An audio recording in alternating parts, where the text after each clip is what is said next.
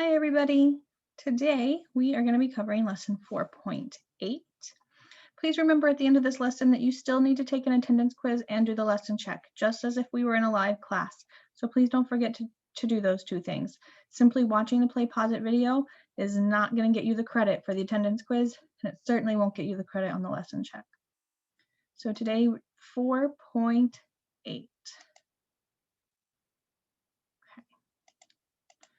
So before we get too far into the coordinate stuff, I do want to review some midpoint algebra that we haven't seen it in a little while, and I just want to make sure that you remember what a midpoint is and how to use algebra to solve knowing that you have a midpoint. In our first example, it says P is the midpoint of XY. So if it helps, go ahead and sketch yourself a picture. Segment XY.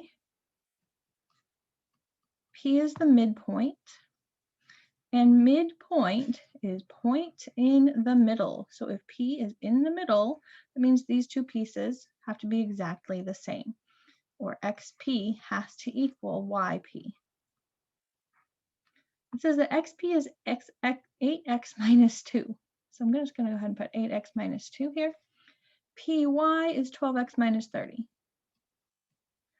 So knowing that these two pieces are equal tells me that these two expressions have to be equal. And then we can solve for x. So I have 8x minus 2 equals 12x minus 30. You want to get the x's on one side, so I'm going to subtract 8x from both sides, giving me negative 2 equals 4x minus 30. I'm going to get those 4x's by themselves, so I'll add 30 to both sides, giving me 28 equals 4x.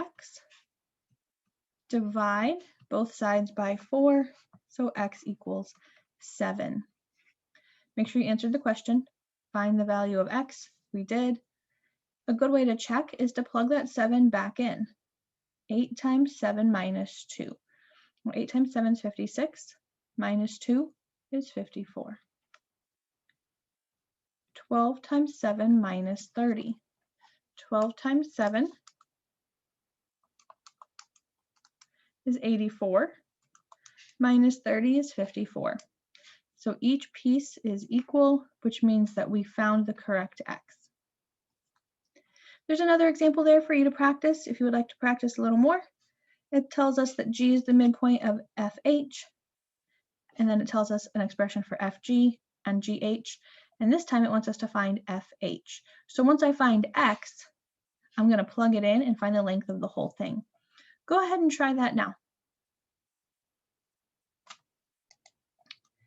When you set up, you should have set up 14x plus 25 equals 73 minus 2x and solve for x. And if you got x equals 3, that's awesome.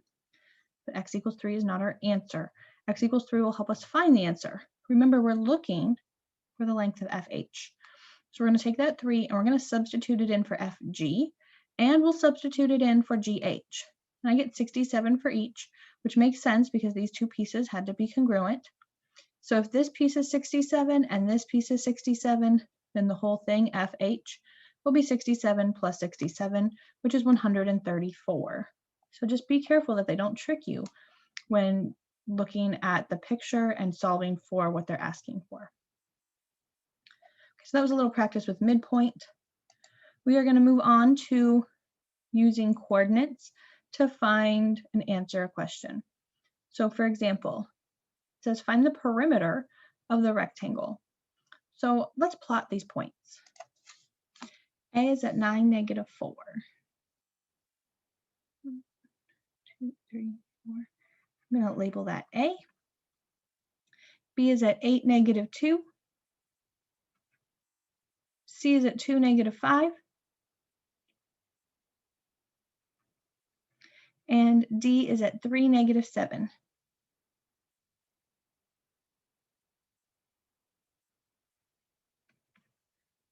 Okay, there it is. And if you don't have graph paper, you're welcome to print some or get some. It's a good idea.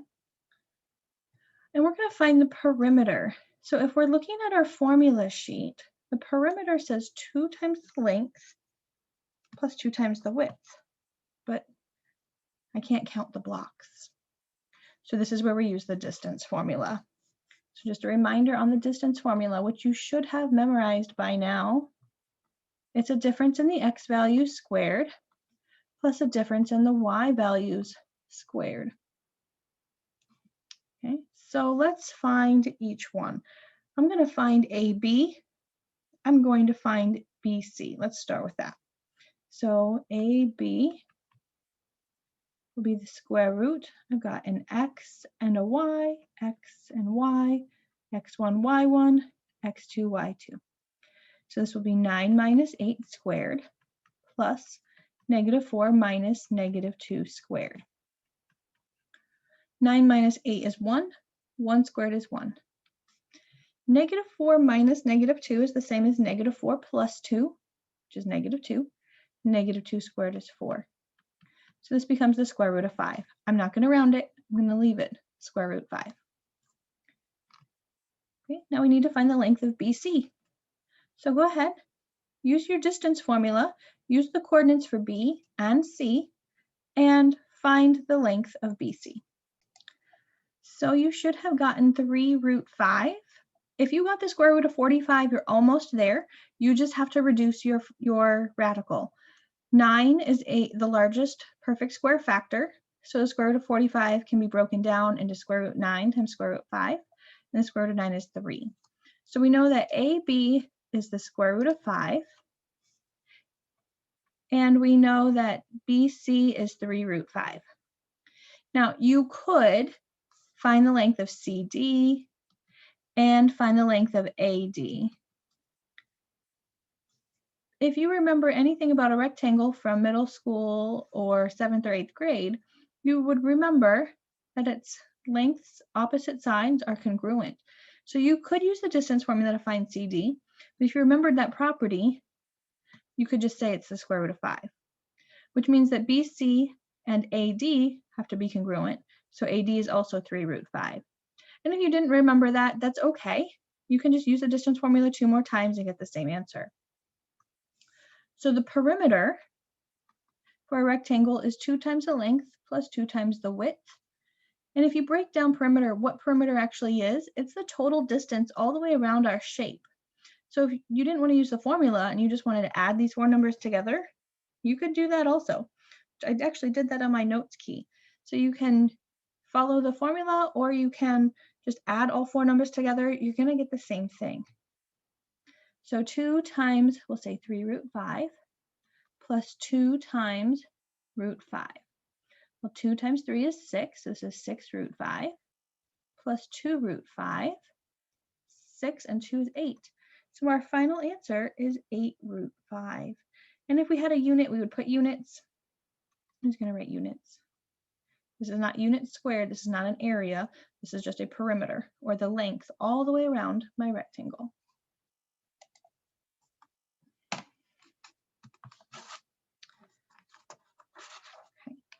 We're going to move on to something called the triangle midsegment. The triangle midsegment is a segment that connects the midpoints of 2 sides of a triangle. And I know that D is the midpoint because the 2 pieces on either side are congruent. And I know that E is the midpoint because the 2 pieces on either side are congruent. So for example, my midpoint here is DE, because those are the endpoints. Those endpoints are midpoints of these 2 sides. There is something called the triangle midsegment theorem, and it says if a triangle joins the midsegments of 2 sides of a triangle, so in other words, if there's a midsegment in your picture, then the segment is parallel to the 3rd side and half as long.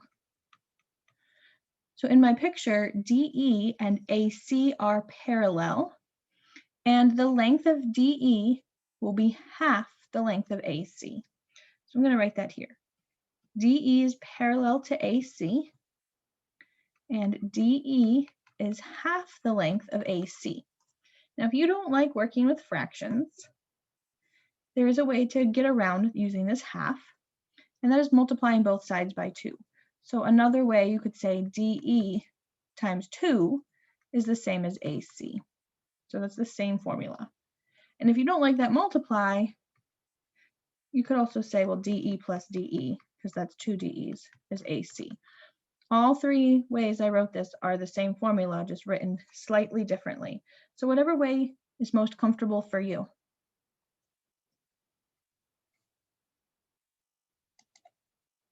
Okay, let's practice using that. In my picture, it wants us to identify all pairs of parallel segments. If you're like me and you like to see colors in the picture because it helps you see it a little bit better, please go ahead, use some highlighters or some markers or whatever helps. I see XW. X is a midpoint, W is a midpoint, which means it has to be parallel to RS, the side it's not intersecting. We're going to do that with all three. So we also have XY. X is a midpoint, Y is a midpoint.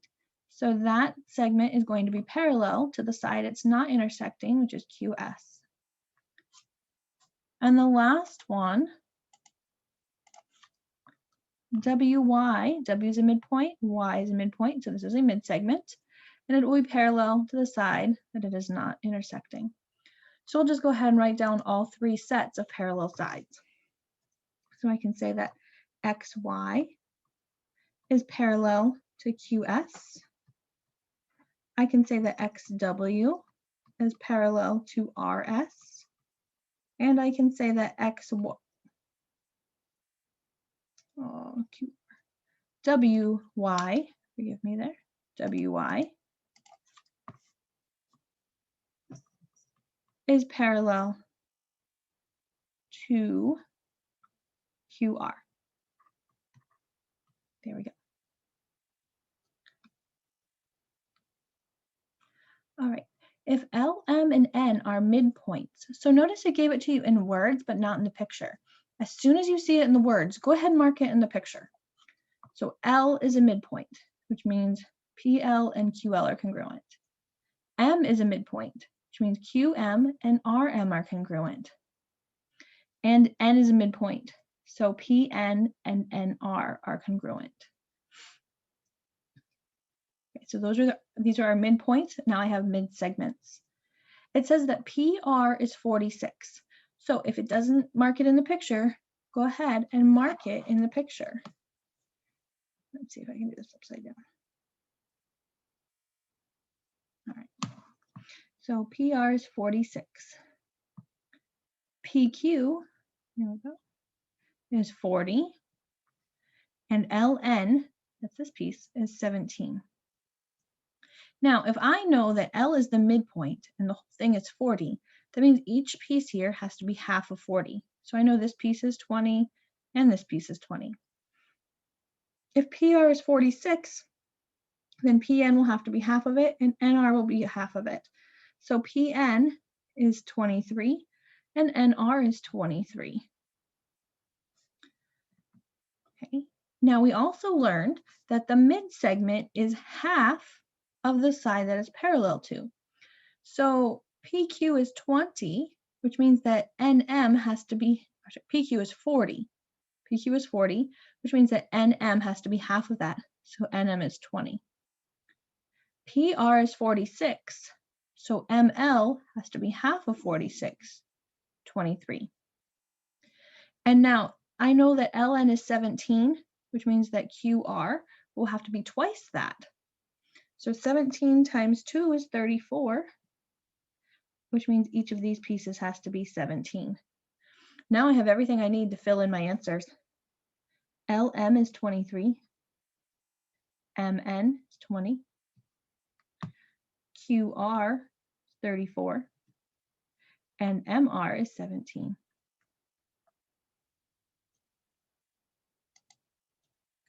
Of course, it won't always be as simple as just dividing or multiplying by 2. We will have some algebra that we'll have to work with. So in example 5, I know that the segment here is a midsegment. And how do I know that? Well, these two pieces are congruent, so this point is a midpoint. And these two pieces are congruent, so this point's a midpoint. So you can set up your equation a variety of ways. I'll show you all three ways, and you can use whichever way you like. Okay. We learned that the midsegment equals half of the side it's parallel to. Wow, can't spell. Hold on. There we go. Okay, so in this case, 7x equals half of 17x minus 18. That's one way to set it up. If you don't like dealing with the fraction, maybe you would prefer instead to say that 2 midsegments equals the parallel side. So all I really did was took this equation and I multiplied both sides by 2. That's where the 2 comes from here, and then 1/2 times 2 would cancel out, giving me just the parallel side. So it's up to you, whichever way you want to set it up. I personally like the 2, the second way I did it here, but you can do it whichever way you like. Okay. You're going to get the same answer both ways. I'm going to solve this last one.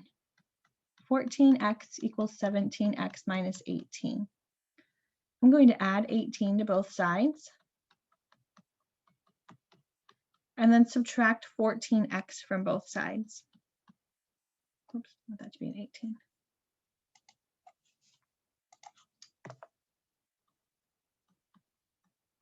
Divide both sides by 3. We get x equals 6. And you can double check that and actually plug it in and make sure that it's true. So we'll do 7 times 6, 42. And here we'll do 17 times 6 minus 18. 17 times 6 minus 18 is 84. So was this length of my midsegment half of this length? Well, 42 is half of 84, so that checks out. If you plug these in and you get the midsegment is longer than the side is parallel to, then you probably set your equation up wrong. Because when you plug these in, the midsegment's length should be half of the one that it's parallel to.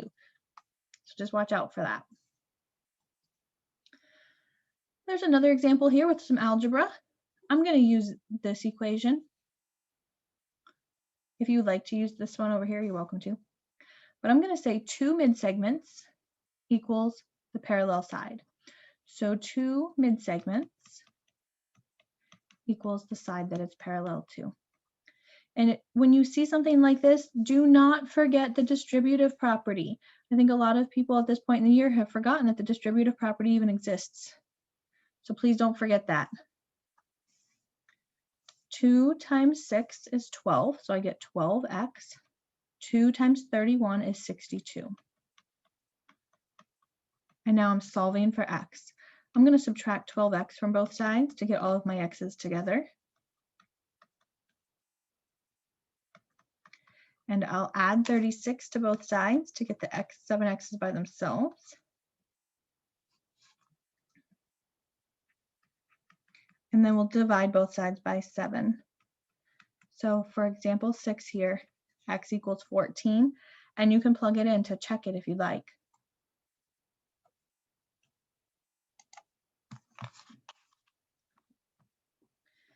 Now we're looking at an example where they aren't telling us the exact coordinates, they're giving us some variable coordinates. Don't let that scare you. This is not as difficult as you may be thinking. It says that ABCD is a square. Okay, what do we know about a square? Well, we know that squares have the same length sides, which means that this side and this side and this side and this side all have to be exactly the same. All right, that's good to know. Do we know the length of a side? Well, if this is at 0, 0, A is at 0, 0, and B is at 0, A, how far up, how many units did I go to get from A to B? I went A units. So the length of one side is A. So from A to B is A, which means from B to C is also A. C to D is also A. And these are lengths. And A to B is also length A. Okay, so let's find D. I start at A and I go to D. I'm changing my x value, but not my y. So the coordinate of D will be A, 0. To get to C, I would go along my x axis, A units, and then I have to go up another A units. So the coordinate of C is AA. So our unlabeled points, C is at the coordinate AA and D is at the coordinate A0. And that's it. That's all we had to do.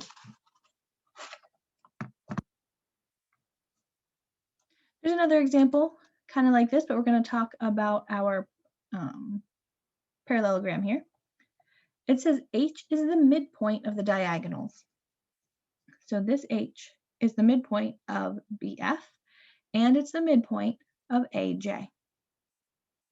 Okay, so what are the coordinates of H? Remember the equation for midpoint. The midpoint says you add the x values together and divide by 2 for the x coordinate, and then you add the y values together and divide by 2 for the y coordinate. So let's just do that for the midpoint of AJ. All right. So add your x values, 0 and a plus b. 0 plus a plus b over 2. Do it with the y's, 0 plus c over 2. And then you just simplify this. 0 plus a plus b is just a plus b. And 0 plus c is c. So the coordinate of h, or the coordinate of h is a plus b over 2. That's the x coordinate, whatever it is.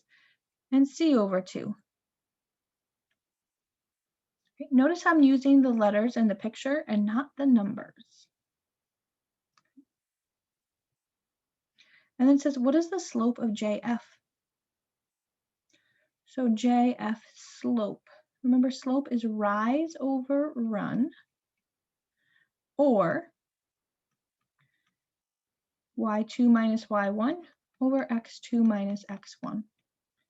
So if I'm looking at JF, I could say, okay, well, c minus 0 all over a plus b minus a. All those a's are going to cancel. So this gives me c over b.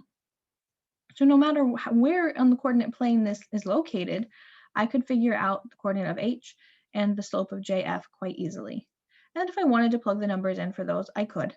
But what I have here, these expressions, would work for this parallelogram no matter where on the coordinate plane it would be.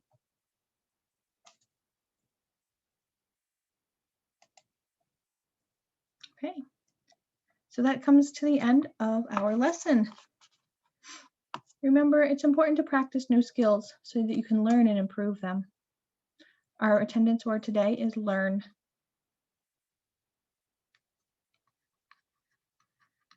Do not forget to do that attendance quiz. And don't forget the lesson check.